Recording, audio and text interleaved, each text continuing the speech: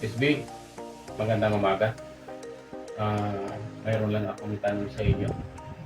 Ah, Tatakbo po ba kayo bilang SB ngayong lalamay ko sa darating?